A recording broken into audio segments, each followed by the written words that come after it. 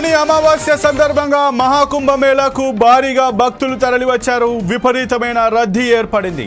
తెల్లవారుజామున జరిగిన తొక్కిసలాటపై యూపీ ముఖ్యమంత్రి యోగి ఆదిత్యనాథ్ స్పందించారు.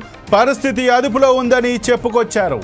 బారికేడ్లు ఏర్పాటు చేసినప్పటికీ భక్తులు వాటిని దాటే ప్రయత్నం వల్ల ఘటన జరిగినట్లు తెలిపారు. తొక్కిసలాటలో పలువురు తీవ్రంగా గాయపడ్డారని చెప్పారు. అయితే మరణాలు ఏమైనా జరిగాయా అన్న దానిపై స్పష్టతనివ్వలేదు.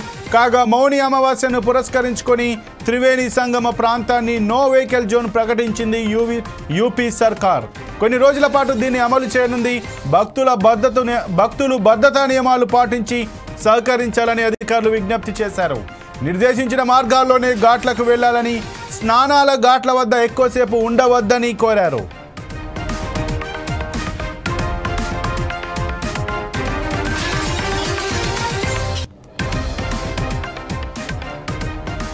మౌని అమావాస్య సందర్భంగా మహాకుంభమేళాకు భారీగా భక్తులు తరలివచ్చారు. విపరీతమైన రద్దీ ఏర్పడింది. తెల్లవారుజాము జరిగిన తొక్కిసలాటపై యూపీ ముఖ్యమంత్రి యోగి ఆదిత్యనాథ్ స్పందించారు. పరిస్థితి అదుపులో ఉందని చెప్పుకొచ్చారు. బారికేడ్లు ఏర్పాటు చేసినప్పటికీ భక్తులు వాటిని దాటే ప్రయత్నం వల్ల ఈ ఘటన జరిగినట్లు తెలిపారు. తొక్కిసలాటలో పలువురు తీవ్రంగా గాయపడ్డారని చెప్పారు. అయితే మరణాలు ఏమైనా జరిగాయా అన్న దానిపై స్పష్టతనివ్వలేదు. కాగా మౌని అమావాస్యను పురస్కరించుకొని త్రివేణి సంగమ ప్రాంతాన్ని నో వెహికల్ జోన్ ప్రకటించింది యూపీ సర్కార్. కొన్ని రోజుల పాటు దీన్ని అమలు చేయనుంది. భక్తులు భద్రతా నియమాలు పాటించి సహకరించాలని అధికారులు విజ్ఞప్తి చేశారు. నిర్దేశించిన మార్గాల్లోనే ఘాట్లకు వెళ్లాలని, స్నానాల ఘాట్ల వద్ద ఎక్కువసేపు ఉండవద్దని కోరారు.